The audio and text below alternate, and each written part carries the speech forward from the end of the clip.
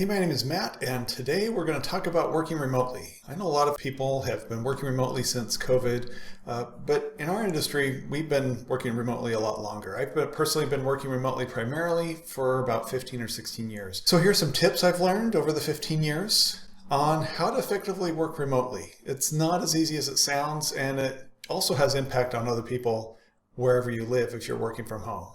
The number one thing to do is have a dedicated workspace. And I mean a private office. A lot of people will put a spare bedroom and use that as their office. I have a dedicated office. It's at the front of the house, so I try to keep it clean in case we have other people over. And my door has windows, so that makes it even worse. You see this big desk and a huge monitor.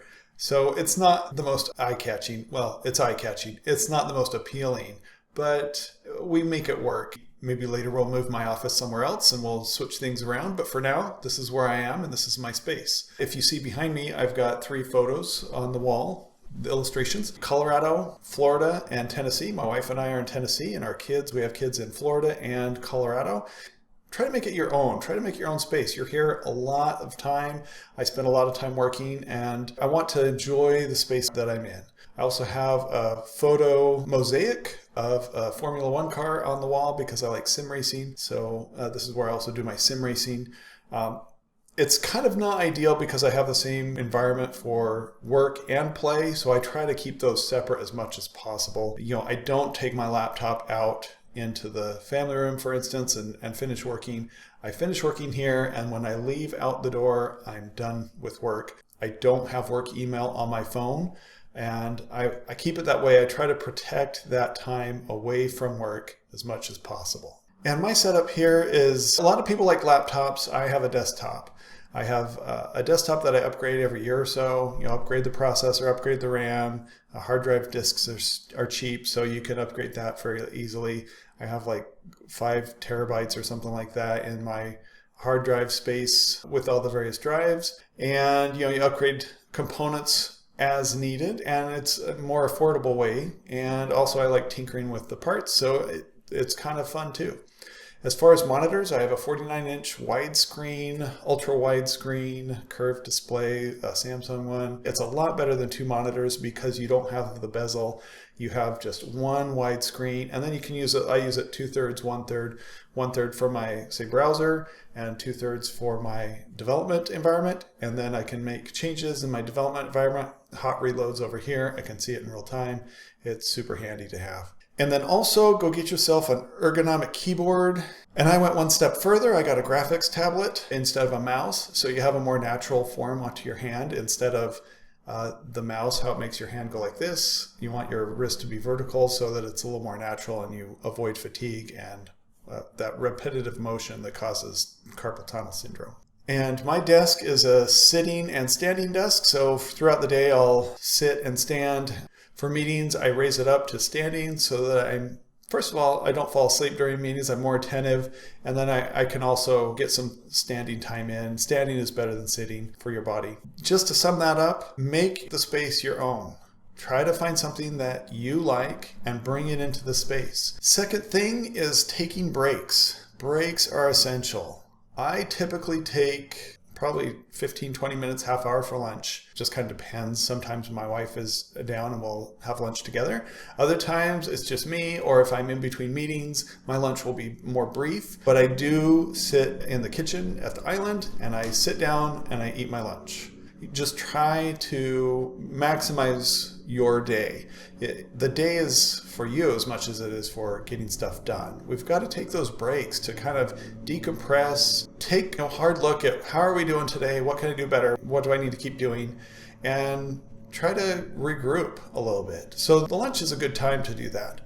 And then throughout the day, I take a ton of breaks. I don't take like a 15-minute break here and there. I just take a bunch of micro breaks. I'll get up and go refill my water bottle. Go see what everyone else in the house is doing and bug them for a couple minutes. But they're all pretty quick, and it lets me get away from my computer. It lets me get out of my head. Lets me get back into the swing of things so that I can sit down or stand up, and I can get the project work done that I need to. One more thing about breaks is it's good to get outside too sometimes, even if you just walk down to the mailbox and back. It's good to get outside, to get away from the computer, to get away from the stress of everything, the deadlines, the projects, whatever you have going on. Go outside, walk around the block, go to the mailbox, just relax. Don't think about anything other than yourself. We tend to not do that very often.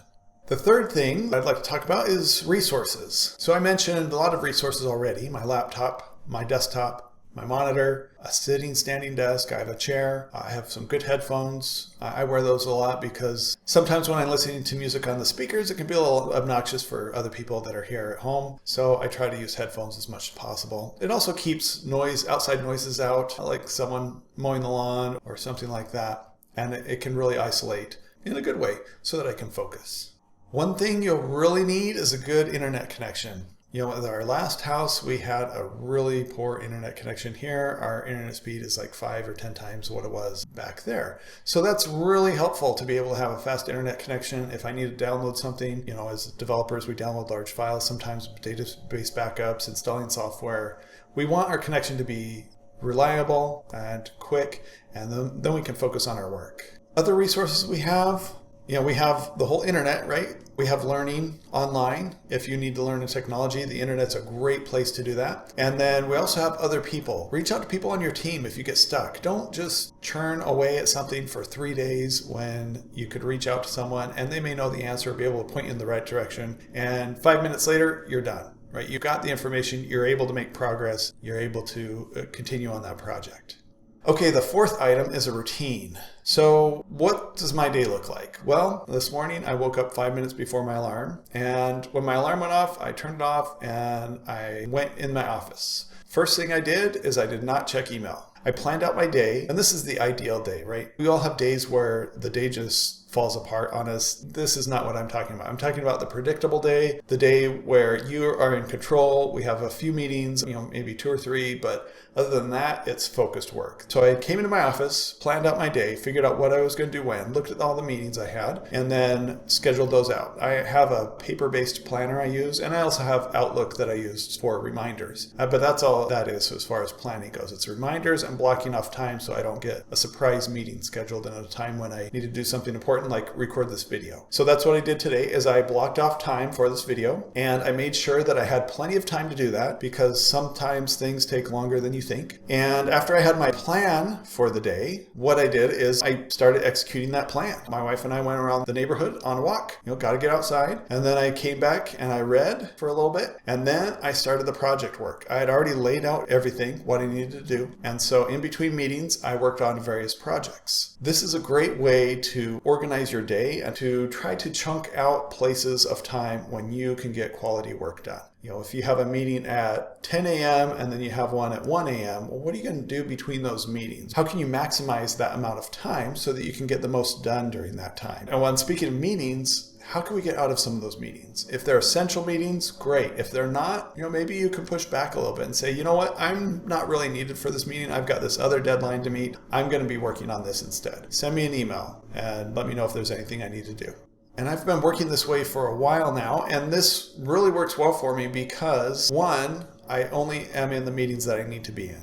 And 2, I make sure that any meeting, if I'm running the meeting, it starts on time and it ends on time. If you're late, you're going to miss something. So people aren't late very often because the meeting's already started. And then we make sure that we follow an agenda for the meeting. If it's your daily stand-up, you've got the 3 items you need to cover. What I do yesterday, what am I going to do today, and do I have anything blocking me? That's pretty easy, right? That's the agenda every day. What about those other meetings, like design meetings or planning meetings? We've got to make sure that those meetings have an agenda as well. A meeting without an agenda is just a waste of time. So taking that approach, the reason why I plan out my day in the beginning of the day is so that I have a clear mind, I have a clear head, I don't have anything bogging me down. I can say, all right, here are my meetings, and then in between those meetings, here's what I'm going to accomplish. Then we'll have some to-do lists, and once we get those done, you check it off. It always feels good to check off a list. So that's why it works for me, is because it helps me plan the time that I have available and maximize the time I have available.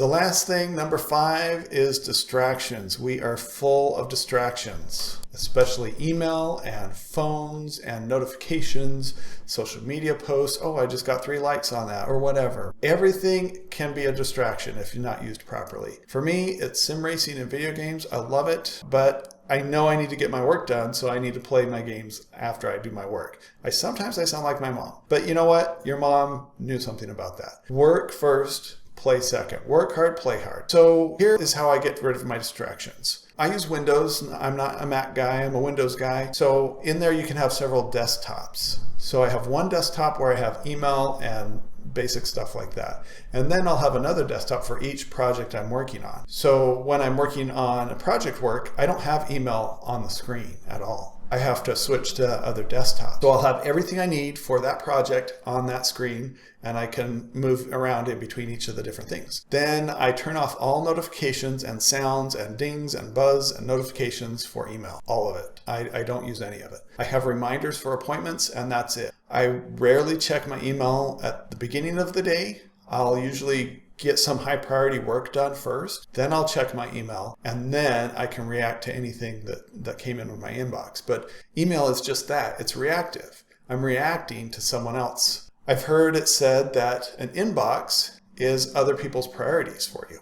Well, I need to have my own priorities, not their priorities. Sometimes I do need to give a little, but they're not going to miss anything if I take an hour in the morning to get some high priority stuff done and then respond to the email. Secondly, when I'm really focused on work, my phone goes on a wireless charger and it's out of sight. I'll turn the ringer off sometimes too, so that I am not distracted by anything coming in. People who text me, it's usually just my family and a few close friends. So I'm not going to miss out on anything, and I'll check it in an hour or so. And then I can focus on real work. Don't open up anything other than work related stuff in your web browser. That's where those different desktops come into play, is it's all focused, all right there, and you have everything you need. It helps avoid the temptation to go look at other things that are shiny and exciting and get the little dopamine hit when I really should be working. Like, I don't need to know that so-and-so went on a vacation. I don't need to check my Instagram feed. TikTok will still be there. Whatever your guilty pleasure is, it'll still be there. Don't worry, it's not going anywhere. But you got work to do. So let's get the work done, and then we can go do that as long as we want. And another thing is we've got to reward ourselves. Maybe it's with a little piece of chocolate at the end of the day, or maybe it's, if I get this done over here, I can look at Instagram for 5 minutes. Try to reward yourself and build that in. That way you still have the reward. It's just the reward isn't constant. You're working and then you have the reward. Instead of reward, you can train your brain to stay focused and to work. And then when you're done, you can have the little reward. For me, it's a sim race. And there's nothing wrong with whatever your reward is. Do whatever you want. Find something that would fill your cup and make sure you do that at the end of the day or after a certain task is accomplished. So I hope you enjoyed this video. Hope you got some tips. You may be a pro like me, but hopefully I still gave you 1 or 2 tips that you thought, oh, I never thought of that. That's a great idea. Send some comments over. Let me know what you think. What did I miss? What do you do to make sure that you stay productive? If you're interested in some coaching or workplace culture, check out codeprogram.io. We do coaching, and workplace culture is a big thing for us. We try to help teams become more effective together. As always, subscribe, hit the like button, and turn on notifications, and you'll be notified next time we release a video.